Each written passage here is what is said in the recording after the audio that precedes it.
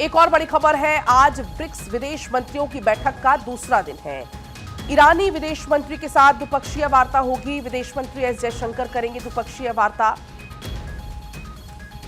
तो देखिए, ये जानकारी आप तक हम पहुंचा रहे हैं।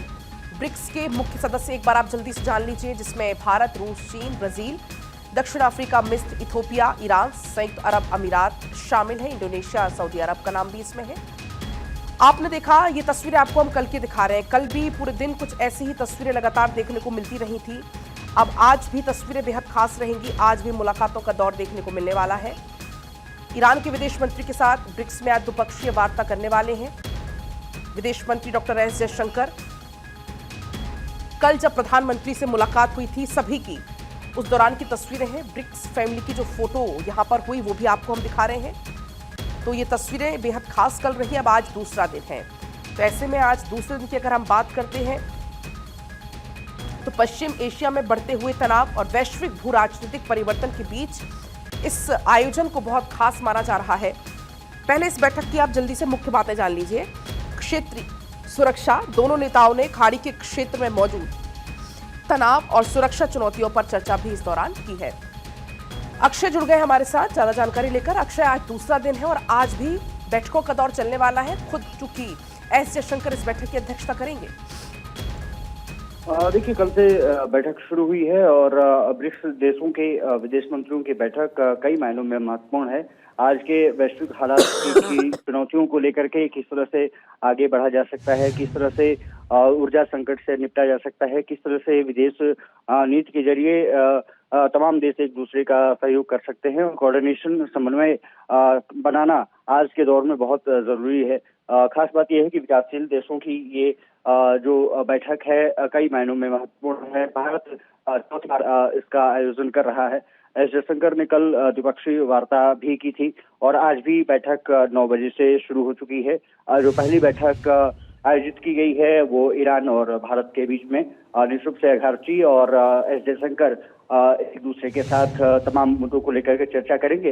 निश्चित से कहा जा सकता है कि इजराइल, अमेरिका, ईरान के बीच में जो युद्ध के हालात बने और जिस तरह से वहां पर बमवर्षा हुई, उसके बाद किस तरह से हालात बदले हैं और किस तरह से वैश्विक चुनौतियां बढ़ रही हैं आने वाले समय में, वैश्विक ऊर्जा किस तरह से एक दूसरे को प्रभावित कर रही है, स्ट्रेट ऑफ हार्मुज किस तरह से खोला जा सकता है, भारत उसमें किस तरह से अग्रणी भूमिका निभा सकता है और ऊर्जा संरक्षण, ऊर्जा के साथ साथ जो समन्वय है, कोऑर्डिनेशन है, ताकि जो ऊर्जा होती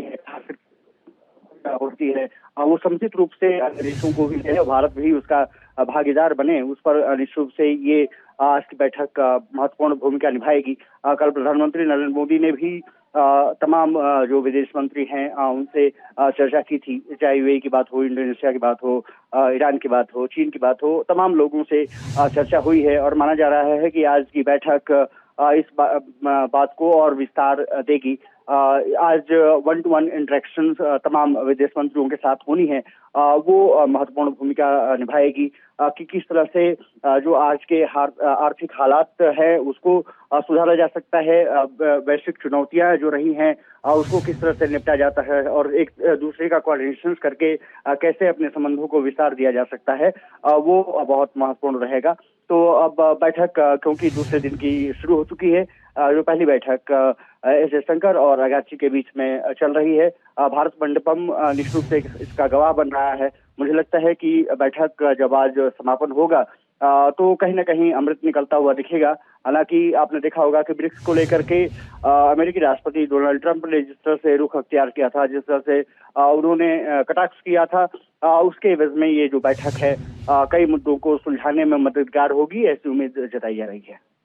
हमने कल भी देखा, अक्षय, मुलाकातों का दौर चला, बातचीत का, बैठकों का, प्रधानमंत्री से भी मुलाकात होती है।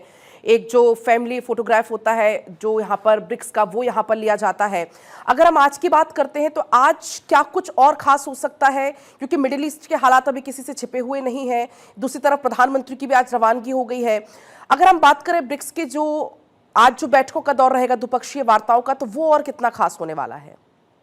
सबसे ज्यादा महत्वपूर्ण होगा क्योंकि वन टू वन इंटरेक्शंस होना है। और वन टू वन इंटरेक्शंस का मतलब ही होता है कि एक दूसरे के साथ संबंधों को किस तरह से विस्तार दिया जा सकता है और जो चुनौतियां हैं उसको किस तरह से निपटा जा सकता है, आर्थिक व्यापार को किस तरह से बढ़ावा दिया जा सकता है। और निश्चित रूप से क्योंकि इस समय इंटरनेशनल क्राइसिस है, उससे कैसे निपटा जा सकता है, इसलिए महत्वपूर्ण भूमिका रहेगी। और जैसा मैंने जिक्र किया कि अभी एस जयशंकर और अगरची के बीच में जो ईरान के विदेश मंत्री हैं उनके साथ वार्ता चल रही है, अधिकारियों की मौजूदगी है और ये माना जा रहा है कि ठीक है अक्षय, आपके पास मैं लौट रही